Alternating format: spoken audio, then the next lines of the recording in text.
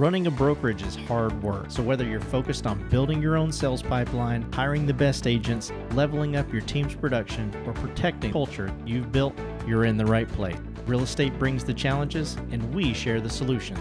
Welcome to the show dedicated to broker entrepreneurs. Welcome to the Brokerpreneur Podcast. Hey, everybody. Welcome to another episode of the Brokerpreneur Podcast. I'm Dr. Ben Spears, the Doctor of Flow. I am here with the big guy, as usual, Matt Vi. Matt, how's it going? What's up, Doc? Not much. I'm here. I'm in like another dimension. I see that. Right, where there's just our podcast logo floating around. You remember when we were little kids, and when I was a little kid, right, and you were an adult, and they had those things you put over your head, and it looked like you had an arrow sticking through your head. Yeah, that's kind of how I feel right here. Yeah. I feel like that with the logo. Yeah. It is what it is. For those of you who are listening to this, you don't have any idea what I'm talking about. So let's go ahead and bring on our guest today. It's a special topic. We're talking about marketing. We have Lisa Munjack, President of Munjack Marketing, and she's just going to come in here and just drop a bunch of marketing truth on us. We're going to sit back. We're going to have our hands behind her and let her just tell us, how do we get our message out to the world? Lisa, how you doing? I'm doing well. How are you guys? Fantastic. Spectacular. We like to start every one of our conversations with how'd you get into what you do and that kind of thing. What's your background? But before we do that, I always like to remind all of our listeners, wherever they're following, make sure that subscribe button or that follow button, whether they're listening on a podcast platform or watching us on YouTube. We would absolutely love that. And don't forget that we have Brokerpreneur Not So Secret Society coming every single Friday at 12. We'd love to see you there. There'll be a link in the description for all of this below. So check that out. Lisa, where are you? And then I'm gonna make a guess that you were, let's say I usually do this.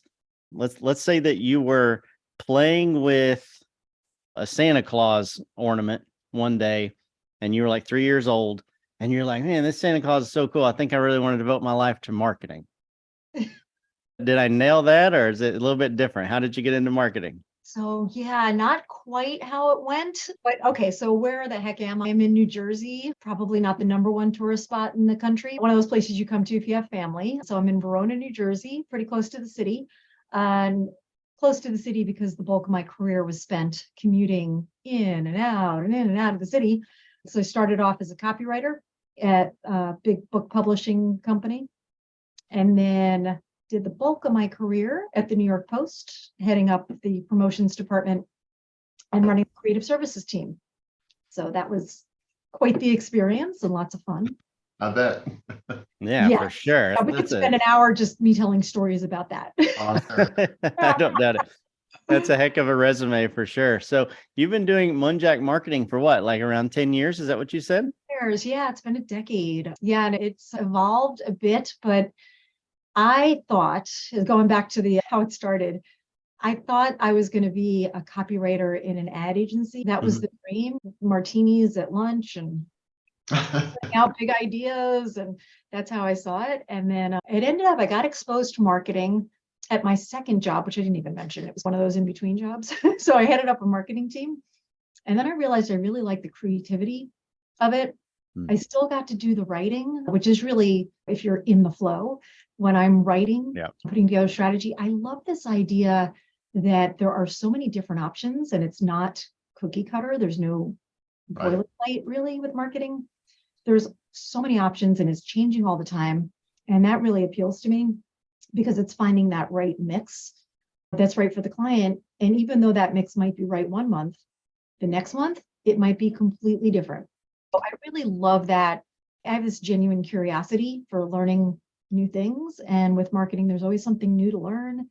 And with each client, it's a totally different puzzle. Yeah.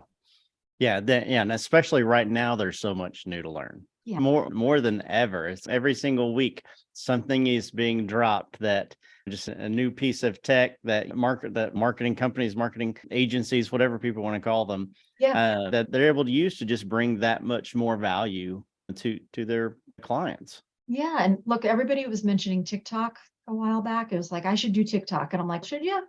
Let's talk about that. It's not right for everybody. And now the whole thing is coming up with different states banning TikTok, so I don't get asked as much, but who would have thought a year ago that TikTok would be banned in some areas?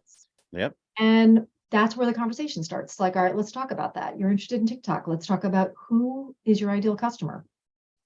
And Yeah. then how are you on camera? Also, if we determine, I'm not quite sure, it might be a good fit. How are you on camera? You got to have a little bit of playfulness. And if you're not super comfortable on camera, then it might not be for you. Yeah. Yeah, absolutely. Matt and I, we started this as a podcast because it was like, okay, we're probably not too great on camera. Right? This is what we look like, guys. That's what we look like. But then we slowly understood. Now we have to go video. That's where everything's going. Yeah. So when we talk a lot with our clients, of course, about marketing, we of course bring up kind of like the marketing 101 of awareness, consideration, decision, right? Taking them through a path, especially with their recruiting. So I've got a 2-part question here. My first part is, what is your philosophy? It could be something completely different than that on marketing. And then I'm going to ask Matt how that all plays into brokers and their recruiting. So what I'm going to say is so we're all doing a lot of these virtual networking meetings and in person, especially with COVID. So we can control the conversation. What I want to do with marketing is help control what people are saying about you when you're not in the room. And that's the bulk of the time. And we all have competitors. I have not met one business owner that doesn't have a competitor. Right. So we want to try to control, what are people saying about you when you're not in the room? And then how do you differentiate yourself and your company from the competitors? And that's done in a variety of ways, through tone, through consistency. Is everything on brand? There's a lot of considerations. Yeah, makes sense. I love that. And so we talk a lot about the difference between marketing and promotion. And your definition of marketing, what you were just saying, makes so much sense and fits directly into that. And because promotion really has to do with you pushing it, you making it happen, you getting in front of people, you being consistent in everything in a certain way, especially a one-on-one, if at all possible sometimes. But what you're saying with marketing is, what are people saying when you're not in the room, and building a really strong message around that. I think that's hugely important, especially when it comes to recruiting. That's super important to make sure that the broker is putting a message out there that's allowing people to feel comfortable when the time comes that they do want to make a change in real estate, when they want them to feel as comfortable as possible. And the only way that can happen is when you're not in the room, if they have an opinion, right? And you're building that along the way. Lisa, I absolutely love that. Ben, you were going to say something? Didn't mean to cut you off there. No, I was just going to intro into part 2. I was like, Matt, what are your thoughts on that when it comes to brokers? And you just took it, and I'm completely fine with that. I have no issues whatsoever. Yeah, I love that. I love that philosophy, because it's so important. There's only so much FaceTime that you get for you to be able to say, hey, I'm the best and I'm the greatest, and come join my brokerage and you'll love my tools and my systems and I have the best personality ever and whatever. The majority of that time, spam, the majority is other people saying, well, I met with this broker and everything seems sunshine and rainbows. Yep. What do you know about him or her? Or I'm looking, maybe I haven't met with that person. I'm looking to maybe switch brokerages. Yep. Who do you know? And so that's so important. Let's talk a little bit more about that. What you're going to do is you're going to hear about somebody, whether somebody recommending and saying, oh, this is the best person. And you're like, all right, you're not going to most likely take their word for it. You're going to check them out. You're going to Google them. And then you're going to be taken to their social media pages, because often social media is coming up even before your website. And then you're going to look at the website. You want to make sure that you're putting your best foot forward on both of those. So it's horrible to say, but I think we all are pretty quick to judge based on if we look at something and it's this kind of crappy website or whatever, the typeface is a little odd or whatever it is, or it's outdated. We're going to maybe go to another person because we're judging that person. It's almost like you look at somebody's website and it's bad. They've got spinach between their teeth. And you're like, I don't know. I shouldn't judge. I'm sure they're great, but that's spinach. Yeah, there's spinach in their teeth. Yeah, they didn't pay attention to the details. And then the other thing is that's great if you're posting on social and your website is fantastic, but you've got to make sure that everything that you're doing has using your keywords and phrases. So often one of the first things we do after we define the ideal customer, we create this avatar. in our head, we can see who your customer is. That's going to open up into the colors and the fonts and all that. And then the next step is keywords phrases. So we're going to search for, when I'm Googling for things, I do these very disjointed Google. I'm sure you guys do too, right? You're searching for anything like shirt, Hawaiian, summer, Right. whatever. And then you've got to keep in mind, what are those words and phrases that people are using? And then you want to make sure that those are used in everything that you're doing. Every Right. bit of social media, your bio, your website, Google business profile, one of the most important things out there. Make sure that you have a Google business profile and that you are posting at least weekly on there. If you have an event, post the event. Google loves it and it pushes you up in the rankings. Yeah, I absolutely love that. We've got some events that we're working on, so I'll just come pick your brain sometime. Yeah, you got it. I am happy to help. I love talking marketing. Yes. Yeah, you and me both. Every marketer that I've ever met has some sort of, we'll say, other marketer that they just love. And there's just an influence that comes maybe from a book or from a podcast that they listen to, or a YouTube channel, let's say, or just with you, maybe your resume is lengthy. Could just be somebody that you worked with. I would love to know, what are your favorite marketing books, or who influences you as a marketing professional to have the philosophy that you have? Of course, I'm blanking on the one book that I loved, but Gary Vee is somebody that I check out. I'm sure everybody mentions him. And then there were two amazing people that were VPs of marketing at the New York Post when I worked there. And they were inspirational, not only with marketing, and there's still, one of them's in my head whenever I write something. I hear him say, make it active. Certain people are in your head, and I'm like writing something and I hear him say something and I'm like, oh yeah, okay. And also the way to treat people. So whether they work with you or you work for them or with them, whether they're clients or employees, it's all about treating people. So yeah, it's not only the marketing knowledge that they gave me, but also just the way to be an effective leader. Yeah, I love that. And I have, I don't know, maybe every marketing book ever written. Oh, but wow. and They're I your have, favorites. and maybe sometime this podcast is about you. But just like you, I have people that I can't get out of that I say I can't get out, that are stuck in my head. Yep. Like Matt. I can't get Matt's voice out of my head. Oh, I'm sorry. And luckily, he's my best friend, so it's all right. So let's just take this straight into the broker view, right? We have some really good background. We have some influence and some philosophy. Let's say I was a broker, a real estate broker, and I owned a brokerage, and I had, 25 agents. And I said, I really want to go grow in a market. And I came to you. I came to Munjack Marketing. Yep. What would happen? What would happen? What would that look like? What conversations would you have? What would you recommend that I do as a broker to maybe attract some more agents to my brokerage? So it's a really good question, because this is more like a B2B play in a way. Yep. So I always see B2B as a longer term play. It's not a flash sale. It's not. For sure. So this is really making sure that you're very clear on who you are and who your brokerage is. So you're developing a personality. Are you fun? Are you casual? Are you balanced? Are you super polished, sophisticated, like really understanding, creating an avatar for your brokerage? Yep. And then positioning yourself meaning your brokerage, as an authority or an expert in the field.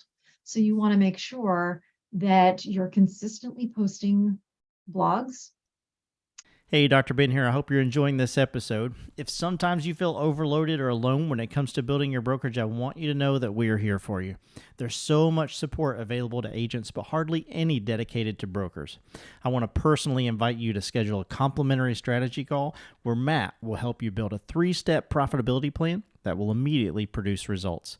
This is not a sales pitch. There's no obligation. Simply click the link in the description below. Now let's get back to the show. I'm a big fan of short form video. So as long as you're comfortable and you don't have a fear of recording yourself, which I think most of us are over by now, that you can do short video, because there are nuances that come up in video, even if it's the pauses that people take or an inflection, the pace, all of this stuff. I think that there's a lot that emotion that comes out in video where you really get to know somebody versus the written word. And I like to mix these things up between text and video. It could be infographics. I'd want to see if I'm looking for a new home, right? I'm looking for a new brokerage. I'd also want to see pictures of them at play. Is there, if that's important to them. So I'd want to give a full idea. Also, I'd want to make sure that every message you do isn't purely focused on the do. We call it the do phase. So there's see, think, and do. The do is buy now, just buy now. Too many people tend to jump straight ahead to the do phase. We want to have them see who you are, really get to know you as a person and as a company, and then get them to really think about it. And that could be downloading case studies. It could be seeing other brokers. Maybe there are video testimonials or other things about how their lives have changed. Hey, I got to go to my kid's softball game. I wasn't able to do that before. I just want to really be able to understand more about the personality of the brokerage. Then you can hop into the do, and then it's rinse and repeat back to see, think, do. Yeah, I love that. Yeah. Sorry, I didn't mean to cut you off there. I love that because you see so many times, Matt and I are always trying to simplify everything. Everything is, the focus is simplification. And so I love that see, think, do, right? Because you can say all day long, just like we mentioned before, awareness, consideration, and decision. Yep. And it makes people think one particular way, but that's so simplified. See, think, do. That I'll cite you on it, but I'm definitely going to be using that in the future. You're welcome to anything. It's public knowledge. Yeah, For sure. no, definitely. I love it. And just rinse and repeat. Just keep going through that. And that is like one of the most common mistakes I see, no matter what type of business it is. They just want to hop straight into do this, do that. And I don't know who you are. I don't have that trust factor. I don't have any established credibility. Once I see all of that, how are you different? And then I would imagine, just like when you're marketing a product, the riches are always in the niches. Like, really understand, is there a certain type of person you're looking for? Are you looking for the mom that's raised her kids, that maybe is looking to get back into the game, or somebody who's switching careers, and then maybe really pursuing that by going after a very specific type of person? Yeah, I like that a lot. Matt, there aren't any brokers that you ever talk to that go straight to the do. Nobody calls and just says, you want to meet with me? Yeah. Right? So You ever hear that? Lisa's talking and I'm writing a bunch of notes down. Hopefully people listening are too. Let me tell you the one that so far has encapsulated all of this, that if I was a broker and I heard this would be the thing that stood out to me the most in how I need to act. This is not a flash sale. That is so stinking important. So good. The fact that it's B2B instead of B2C means that there is a longer conversation. There's a relationship that has to happen there. There has to be some trust. This is not a one-time purchase, and then they're going to move on with their day. They're contemplating moving their business to your business as a broker. Stop treating that shit like a flash sale. I cannot tell you how incredible that is, Lisa. That is absolutely fantastic. Good. Don't reach out to people and just say, hey, it's time for you to go ahead and move over here because I'm going to do this for you or do that for you. It's not a flash sale. Man, Yeah, why the heck should I? Like, it's just tell me, yeah, you got to go back a few steps. Yeah, absolutely. That's so killer. But I wrote a whole bunch of other stuff down, but of course we'll have to have you back on the podcast to talk about this so that we don't drive off a 4-hour clip here. But absolutely, that's a huge takeaway. Here's the other thing that I heard that I'd like for you, Lisa, if you don't mind, to just to dig into just a little bit. You talked about short form video if they're comfortable with that. And you talked a lot. Let me take a step back into a conversation you and I had offline. And then I'll bring it into this question for you, okay? So I asked you about Chat GPT, because you can't go on social media without everybody and their brother seeing Chat GPT is all over the place and how it's going to change the world, especially marketing, right? So that's what you're hearing. And when you and I talked, you said, oh yes, it's absolutely present, but there's so much more to marketing than what is happening with what people think is going on. And that's part of the reason why we wanted to have you on here. And you said, we talk about authenticity all the time. You said having the colors and the fonts match on the website who your target audience is and who you are. You know how big of a deal that is? I have a hard time believing at this point that Chat GPT is figuring that out. Okay, maybe it is, but I have a very hard time believing that. And when I I talked about it, Lisa, you were quick to point it out. It's not just about the copy.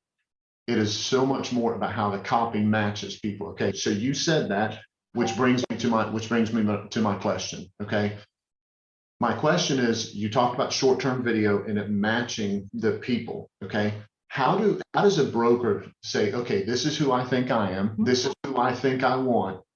How do they match the message between the two of those? How do they come up with an idea or a plan or a theme? How do they make sure that's coming through on their video without going to a 12-hour thing? Because I know we could spend a lot of time on that, right? Yep. Or without giving away the secret sauce, making it seem like it's just like there's nothing to it, because we all know that's not the case. Can you point us in the right direction of what they need to have in their head on that, please? There's so many different elements. It could be, what are you wearing? Number one, are you wearing a tie? Dress, pearls. So even thinking about that's your branding. You are your brand. And then I don't want to completely dismiss ChatGPT. I think it's a good starting point. If you just want to type in there a few things, but ultimately, whatever you do needs to reflect who you are. So a lot of people get on video and they get formal and it changes everything. I want to see the real raw you, especially now, like we have less human interaction. I want to really get to know who you are. So I say authenticity is incredibly important. As far as like coming up with what you're going to talk about, give it a shot. You can start in ChatGPT, but it is so cold to me is the best word I can think of. There's no human emotion. And we talked about with video, right, is it's helping me connect to you emotionally, which we need. Whether we're buying a pair of shoes, there's still an emotional connection, or we're a broker, there's still got to be an emotional connection. So I would make sure that you don't strip that out and that you try to be as authentic and genuine as you are. If you flub in a video, maybe keep it in and make a joke. Do you say, oh boy, I always mess up that word, or whatever it is? Just own it, lean in, move on, because that's somebody I'd be like, actually, I like him. That was really cool that he did that. That just told me everything about him. So it's a lot of times it's the mistakes you make in there that could be the turning point for somebody and actually set you apart from somebody else, that you aren't afraid to own it. Yeah, I completely agree with that. That's always the best part. Yeah. Matt and I on the podcast, we say stuff all the time. We're like, yeah, I said that completely wrong. And we always leave it in, because that's just who we are, and that's what happens in life. Pardon me. I love the focus on the authenticity, right? We always tell our brokers, be who you are. Yep. Because too many times, especially on video, just like you said, Lisa, we try and be who we think they want. Yes. But anytime that you try and be something else, no one wants it. Yeah. Right? No one wants that person. And even if by some chance you actually trick that person into saying, yeah, I really like that. I really like whatever that is that I'm seeing. Yeah. As soon as they are in your brokerage for a week, they're going to be like, this is not what I signed up for. Yeah. And now all of a sudden, everything loses its trust. It's true. And one more quick thing is just also, what's your background? Vary it up. Don't be sitting in this blank walled conference room. Like you might be in a playground with the kids, just a quick video there, or you're on the beach or you're in the park, or just vary it up. And what's in your background also is your branding. So just think about that. And it could be like we have just a Zoom background. Totally fine. Yeah. Authenticity is the only you that is sustainable, period. There's no other way to look at it. Yep. It's too exhausting to be someone else. You can't, it's not sustainable. It's just not sustainable. It's not going to last. And I think we've all had those jobs where you go in and you thought it was going to be this one thing and you're like, oh, it's not that at all. That was a mistake. And you're just going to lose people, just warts and all, just to have it all hanging out, and people can come in and they should know up front, this is who we are. Where are all the lunch martinis? I haven't found them yet. Exactly. I want to be super Lisa. Yeah. You should get into real estate. They're everywhere. Yeah, breakfast martinis. Okay. Martinis and Okay. All right. I'll try that next. Exactly. I want to be super respectful of your time, Lisa. I know you're crazy busy, and I appreciate you coming on the show. Before I wrap it up and put a little bow on it, can you tell all of our listeners, and just know everyone that, if you're driving, don't get your pens out. Everything's going to be linked in the description below. But tell everyone, how do they get in touch with you? How do they connect with you? How do they learn more about what you do? Yeah, I love to talk marketing. So anybody that just wants to chat a little bit and see if they're on the right path, you can go to my website. It's munjackmarketing.com. And then my email address is lisa@munjackmarketing.com. Easy enough. Easy. Matt, do you have any points before I put this bow on it? I so much appreciate Lisa coming on. It's been super helpful. We'll have to have her come on again for sure and enlighten us more on the ins and outs of marketing. Would love that. Thank you so much, guys. I really appreciate it. Yeah, absolutely. Guys, wherever you're listening to this, whether it be iTunes, Spotify, Stitcher, Deezer, or any of those platforms, make sure you hit that follow button. If you're watching us on YouTube, what's up? Make sure you hit that red subscribe button, that red bell beside of it. You get notified every time we drop a new episode. There's no better time than the present than to go to brokerpreneurpodcast.com. Check out all the cool stuff that we have there for your brokerage, no matter what stage or phase of the business you're in. We always have some free goodies there that you can just go and grab, whether it be the appointment setting playbook, registering for Brokerpreneur Not So Secret Society, or even sometimes we throw our world famous recruiting letters playbook. And so we would love for you guys to just take advantage of that. It's absolutely free. And Matt, we bring on amazing guests just like Lisa every single time for one reason and one reason alone, and tell everybody why that is. Man, we just want to be part of your win. Thanks, guys.